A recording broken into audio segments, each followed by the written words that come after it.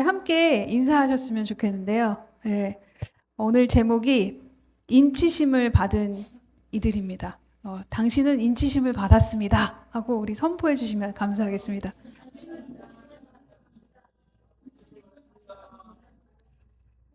네, 이 땅의 교회의 모습은 불완전합니다. 네, 우리의 모습은 사실 온전하지 않죠. 우리는 언제나 불완전하고 온전함으로 향해 달려가고 있는 중입니다. 근데 7장에서는 지금 천상의 완성된 교회의 모습을 보여주고 계시는 거예요. 그래서 여섯째 인까지 그냥 부들부들 떨고 있던 이들에게 하나님은 천상의 그 완전한 교회의 모습을 보여주시면서 다시 한번 소망을 주시면서 너희가 인치심을 받았다. 너희는 나의 자녀다. 이렇게 도장을 꽉꽉꽉 찍어주시는 겁니다. 네. 어, 택한 자 14만 4천. 그 안에 우리가 속해 있다고 하시는 거고, 그건 제가 말씀드린 것처럼 문자적인 숫자가 아니라, 하나님께서 정하신 그 완전한 수에 우리가 들어가서 그 구원의 약속을 받으며 인을 쳐서 이미 인을 친 것을 받고 가지고 확신으로 간다는 거예요. 인은 도장이라고 말씀을 드렸잖아요. 그러면 우리가 서류상 이런 서류 가운데 도장을 찍는다는 건 이거 뭐예요? 확실하게 보증을 쓴다는 거잖아요. 그렇죠? 하나님께서 우리를 보증서 주시는 거죠. 너희는 나의 아들이다. 확실하게 너희가 인치심을 받았고 이 땅의 교회에서 불완전한 교회의 모습이지만 천국의 그 완전한 교회의 모습을 소망하며 너희가 나아갈 수 있다. 그 소망의 말씀이 이 7장이라는 거예요. 그래서 제가 에스겔서를 지난주에도 말씀을 드렸잖아요. 이르시되 너는 예루살렘 성읍 중에 순행하여 그 가운데 행하는 모든 가증한 일로 인하여 탄식하며 우는 자의 이마에 표하라 하시고, 네. 에스겔이 봤을 때 그 환상 속에서 그 성전의 가증한 것들을 보았죠. 그리고 그 가증한 것들이 결국 우리 안에 있는, 우리 성전 안에 있는, 우리의 몸 안에 있는 우리의 회개해야 할 부분들의 정죄함, 죄라는 것을 우리가 지난주에 보았어요. 그리고 그거에 대해서 우리가 어떻게 해야 된다고? 탄식하며 회개를 해야 한다고 말씀을 드렸어요. 탄식하며 회개를 하는 모습이 결국 어떤 모습일까요? 다자지는 모습이겠죠. 하나님, 저는 거룩한 것이 없습니다. 제 안에는 거룩한 것이 없고 온전히 다 가증한 것으로 가득 차 있기 때문에 매 순간 그 거짓됨과 가증한 것을 내려놓고 주님의 의롭다 하심으로 다시 인치심을 받아서 새롭게 하여 주심을 감사합니다 하며 우리가 나아가야 한다는 거예요. 그래서 말씀에 보면은 이 인치심이 구체적으로 우리가 뭐라고 생각할 수 있을까? 도장이긴 도장인데 뭘까? 결국 성령님이 우리와 함께 해주시는 것을 얘기한다는 거예요. 네. 그 안에서 너희도 진리의 말씀, 곧 너희 구원의 복음을 듣고 그 안에서 또한 믿어 약속의 성령으로 인치심을 받았으니, 자, 진리의 말씀이 우리 안에 거하면은요, 우리는 그 거한 말씀을 가지고 그 복음을 가지고 이제는 믿기 시작합니다. 그러면 성령님께서 우리에게 인치심을 주시는 거예요. 결국 성령님이 우리와 함께 하셔야 이 도장이 딱 찍어지면서 우리가 그 성령의 능력으로 그 반열에 올라갈 수 있다는 거예요. 결국 다시 말하면 아까 에스겔서에서의 그 성전의 모습을 우리가 다시 생각하시면 될 것 같아요. 내가 내 성전이 거룩하지 않으니까, 내가 매 순간 낮아지게 되니까, 탄식함으로 회개하게 되니까 내가 낮아지면서 결국 내가 누구의 도움을 구하겠어요? 성령님의 도움을 구하는 게 자연스럽게 나오겠죠. 그럼 성령님의 도움을 구하시면 그 성령님이 나를 인치심으로 말미암아 내가 보증을 받게 된다는 거예요. 자연스럽게 이렇게 연결이 된다는 거예요. 결국 이 인치심을 받기까지 우리에게는 먼저 우리의 거룩하지 못한 모습을 회개해야 하는 거구나. 그래야 자연스럽게 내가 낮아지니까 하나님을 붙잡게 되고 그 도우심을 받아서 인치심을 가질 수 있겠구나. 여러분, 성경에 보면 우리를 양으로 비유하잖아요. 그죠? 양인데 우리가 양이 여러분 실제로 보면은 안 깨끗해요. 되게 순할 것 같잖아요. 양 안 순해요. 양이 되게 고집도 세고요. 또 눈도 잘 안 보인대요. 양이 코앞밖에 안 보인대요. 그래가지고 이렇게 무리를 지어 가잖아요. 한 마리가 낭떠러지로 해서 가면은요, 그냥 무르르 같이 그냥 굴러 떨어져서 죽는 거예요. 그렇게 우둔해요. 그래서 양치기가 있어야 돼요. 목자가 있어야 돼요. 분명히. 그래서 예수님께서 말씀해 주시죠. 내 양은 내 음성을 들으며 나는 저희를 알며. 자, 양은 내 음성을 들어야 된대. 눈이 안 보이니까 들어야 돼요, 여러분. 우리는 눈이 안 보여요. 우리는 볼 수 있다고 착각하고 우리가 알 수 있다고 착각하고 내가 잘 안다고 내 삶을 잘 개척해 나가고 있다고 착각하지만 실제로는 우리는 앞도 안 보이고 우둔하고 실제로 보면 아주 꼬질꼬질하고 예, 이런 모양이라는 거예요. 그래서 목자의 음성을 아주 귀 쫑긋 세우고 듣고 가야 한다는 거예요. 우리를 아신대요, 그분이. 나는 저희를 알며 그리고 저희는 나를 따르느니라. 내가 저희에게 영생을 주노니 영원히 멸망치 아니할 터이요. 또 저희를 내 손에서 빼앗을 자가 없느니라. 결국 우리가 음성만 들으면 자연스럽게 하나님께서 우리를 붙잡아 주실 것이고 우리가 붙잡힘을 당하면 우리는 절대 다시 하나님으로부터 빼앗김을 당하지 않는다는 거예요. 완전히 하나님께 딱 붙어지는 거라는 거예요.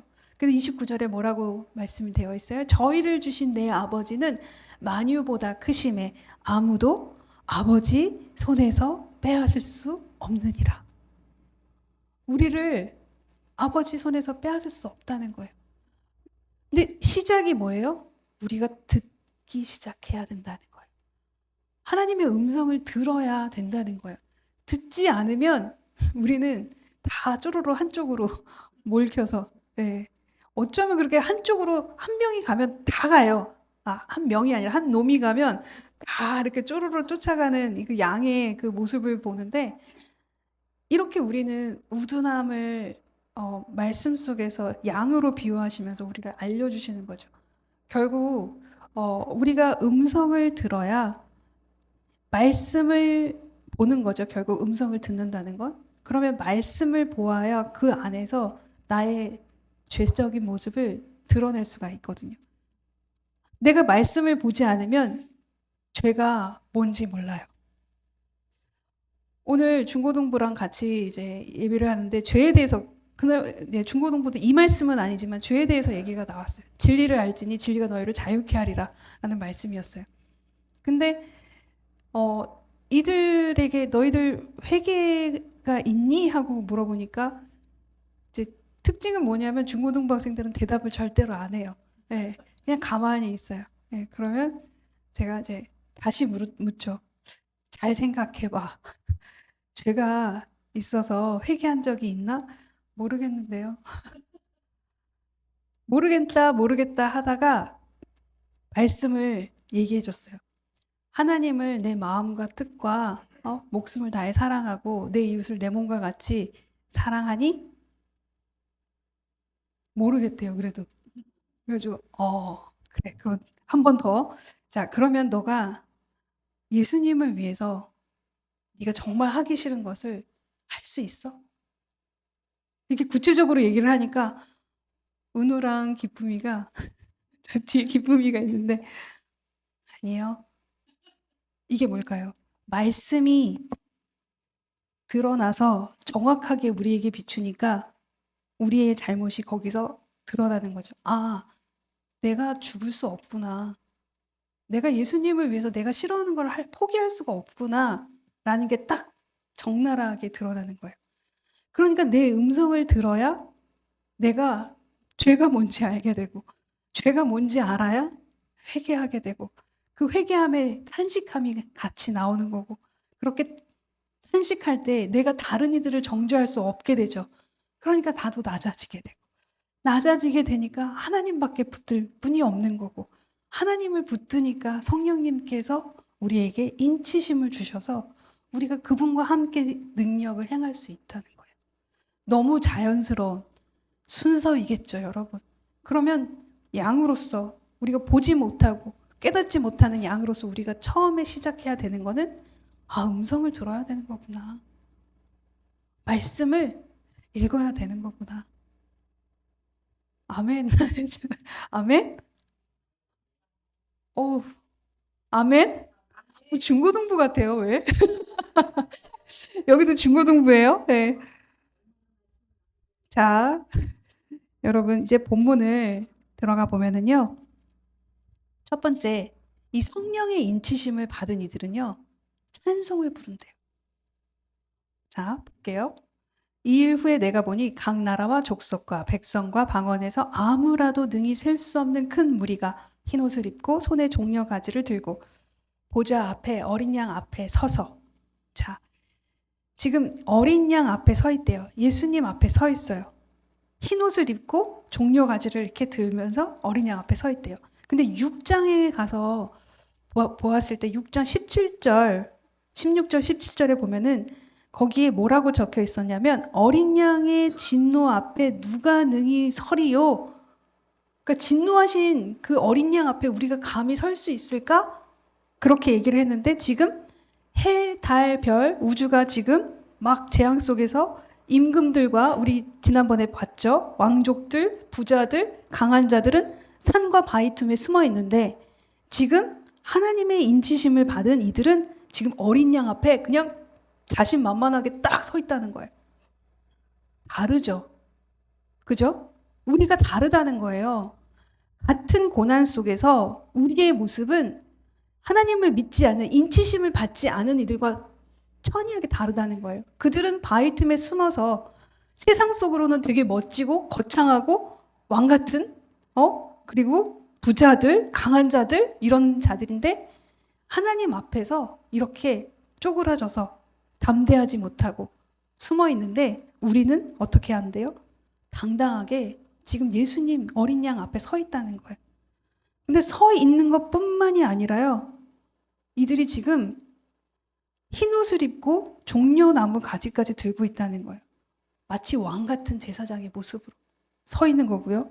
그리고 다른 이들은 벌벌 떠는데 굉장히 대조된 모습으로 이들은 지금 외치고 있어요. 뭐라고 외치냐 봤더니 10절에 큰 소리로 외쳐 가로되 구원하심이 보좌에 앉으신 우리 하나님과 어린 양에게 있도다. 여러분, 이들이 고난을 안 받은 이들인가요?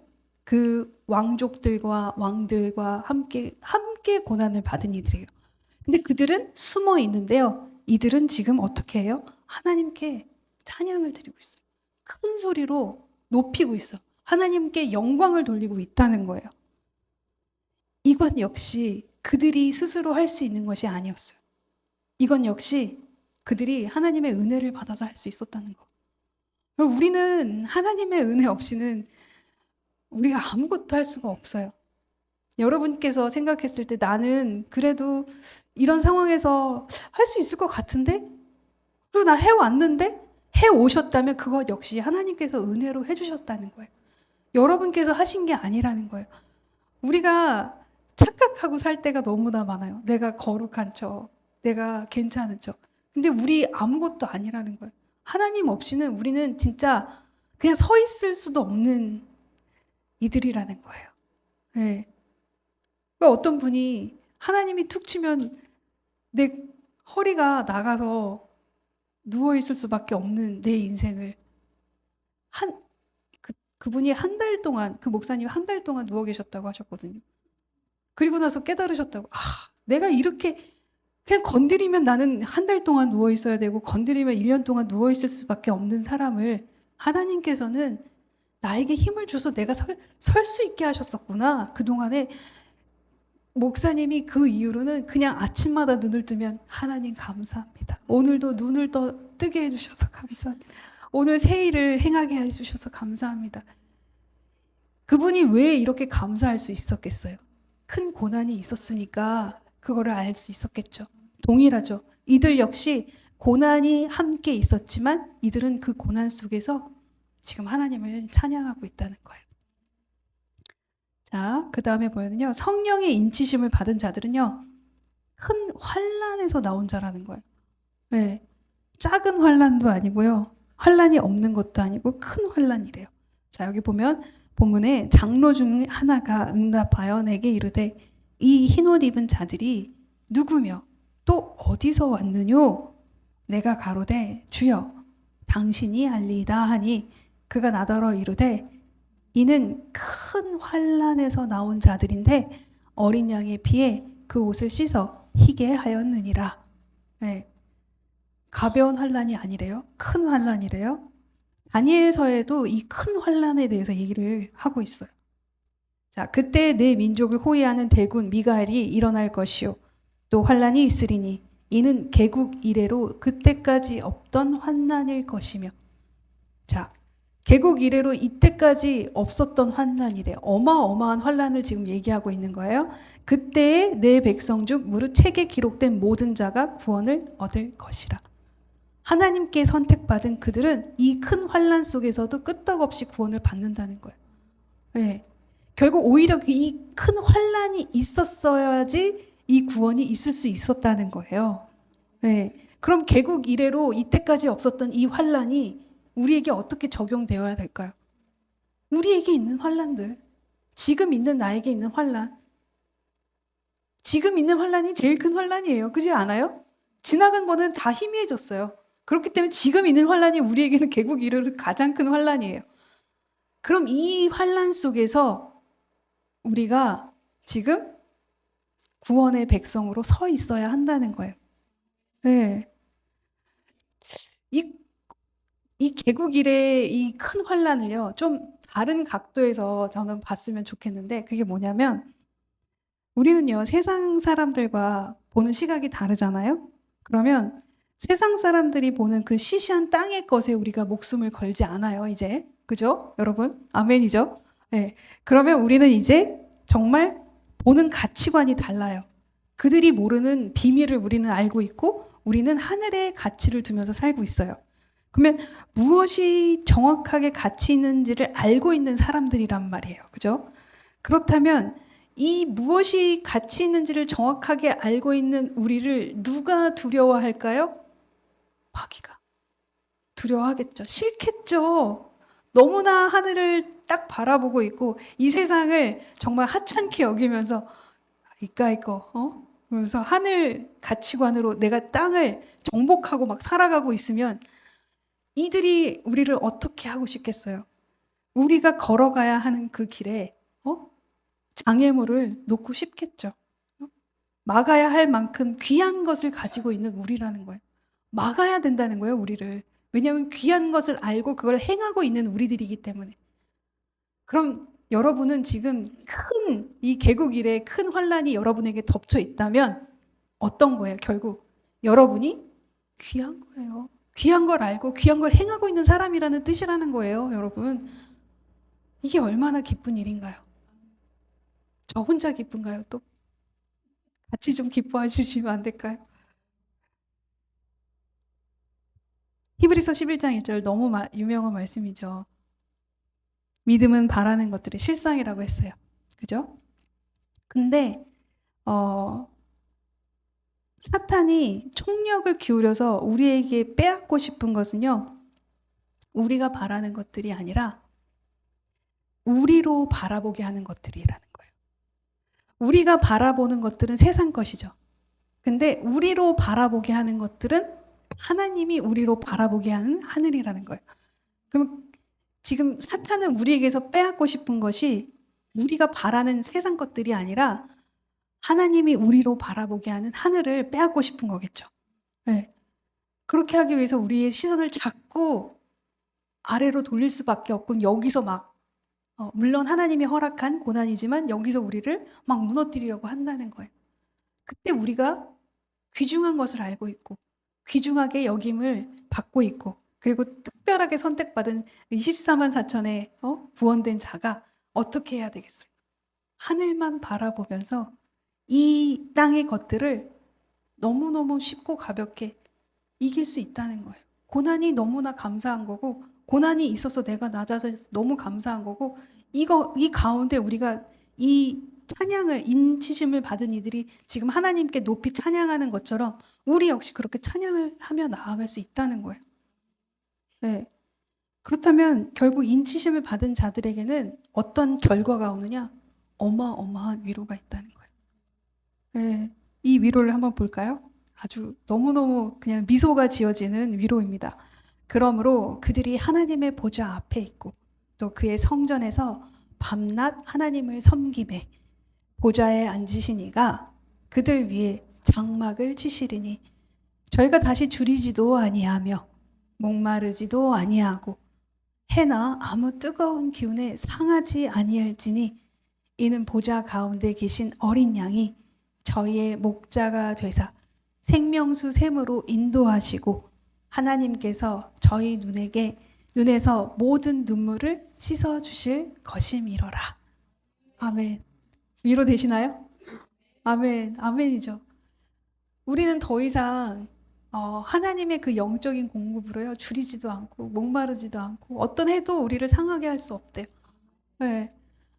우리 눈물을 씻어 주신대요.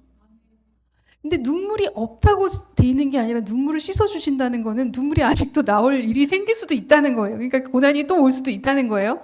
그러나 또 씻어 주신대요. 예. 결국 앞으로 가는 여정에 고난이 없지 않아요, 여러분. 예, 계속해서 고난은 있는 게 당연한 거예요. 왜냐하면 귀한 걸 가지고 가는 생명을 가지고 가는 우리에게는 십자가는 계속 와야 되는 게 정상이에요. 그죠? 그럼 눈물 날 일이 또 있어요. 예. 근데 씻어 주실 거라는 거예요. 이 위로가 우리에게 있다는 거예요. 근데 여기 15절에 보면 밤낮 성전에서 밤낮 하나님을 섬기고 있대요. 그러면 이 밤낮 섬긴다는 거는요, 결국 계속해서 쉼 없이 지속적으로 유지되는 상태를 얘기하는 거예요. 그럼 우리가 도대체 어떻게 하는 게 성전에서 밤낮 하나님을 섬기는 지속적인 하나님을 섬기는 모습일까? 그게 우리가 잘못 오해하면 교회를 진짜 죽어라 하고 막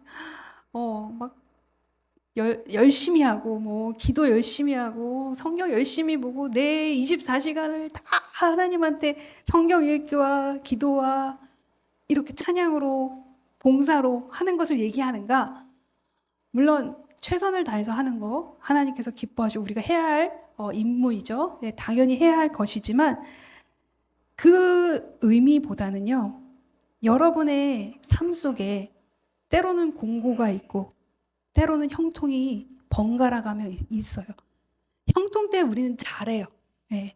하나님께 더 가까이 나아가려고 하고 마음이 여유가 있어서 뭔가 섬기는 것도 여유롭게 잘해요.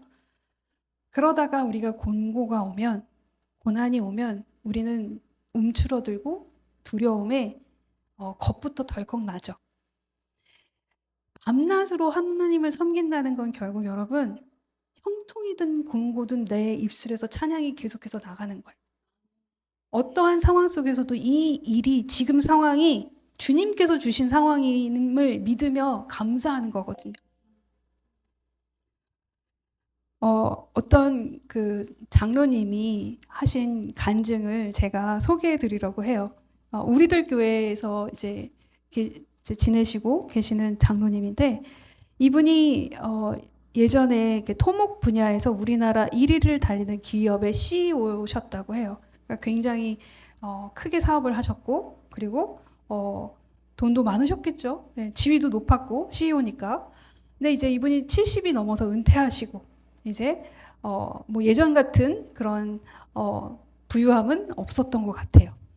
그래서 이분이 이제 아직까지는 뭐 건강하고 건재하셔서 내가 옛날처럼 그런 내가 전공한 분야에서 일을 할 수는 없지만 그래도 내가 몸이 건강하니까 일을 해야겠다 생각을 하시고 아파트 청소 일을 시작을 하셨대요.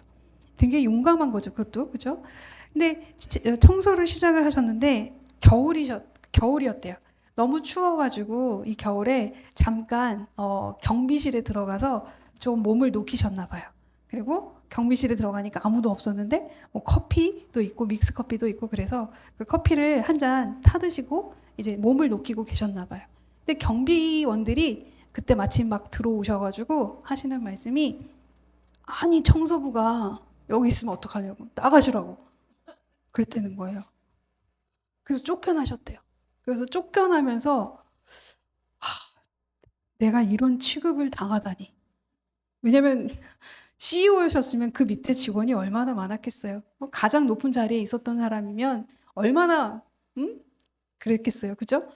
근데 거기에 플러스 뒤통수에서 들리는 소리가 있는데 아니 어디 청소원이 경비실에 들어오고 말이야 뭐 이런 얘기를 서로 하는 얘기를 들으셨나 봐요. 마음이 아프셨죠. 아니 내가 이런 취급을 받다니. 아니 어떻게 나한테 이럴 수가 있지? 근데 또 어떤 엎쳐서 덮친 격으로 어떤 분은 또 이렇게 질문을 하시더래요. 도대체 평생 뭘 하고 사셨길래 이 나이가 되셔서 이런 일을, 힘든 일을 하시고 계시냐. 너무 기가 막혔대요. 진짜.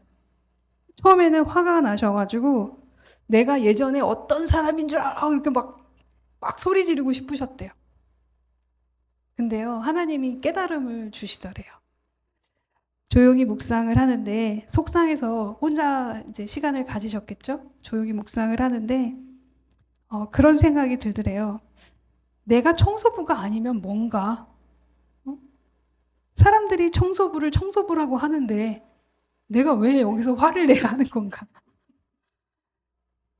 오히려 내가 청소할 사람이 아니다라고 내가 생각하는 것 이 자체가 굉장히 교만하구나. 내가 청소하는 사람들을 오히려 하찮게 여기고 내가 그렇게 여기고 있었구나. 그 깨달음을 가지셨다는 거예요. 그러면서 하나님 그동안 제가 CEO의 자리에서 얼마나 많이 사람들을 무시하고 낮춰서 봤는지 깨달았다. 하나님 용서해 주세요. 제가 이런 기회에 이렇게 낮아질 수 없었다면 전 몰랐을 것 같아요, 하나님. 제가 얼마나 많은 사람들을 아프게 하고 힘들게 하고 그 자리에서 교만했었는지 몰랐을 것 같아요, 하나님. 그래서 다시 그 경비실에 가서 그분한테 뭐라고 했던 그 경비원한테 가서 앞뒤 뭐 얘기는 하지 않으시고 고맙습니다 하고 나오셨대요. 깨닫게 해주셔서 고맙습니다. 뭘 깨닫게 해주셨나요? 나의 교만함을. 아, 내가 하나도 안 낮아졌었구나. 내가 낮아진다고 교회에서 목자도 하시고 막 여러 가지 하셔서 자기가 굉장히 겸손한 줄 알았대요. 근데 이 일을 당하니까 아직 나는 겸손하지 않구나. 나는 아직 교만함으로 가득 차 있었고 나는 아직도 직업에 편견을 두고 있었고 오히려 내가 청소하는 분들을 무시하고 있었구나. 내가 부끄러워하고 있었구나. 내 자신이 이걸 하고 있다는 자신이 너무 싫었구나. 이것에 정말 큰 깨달음을 가지고 회개를 하셨다고 해요. 우리는 결국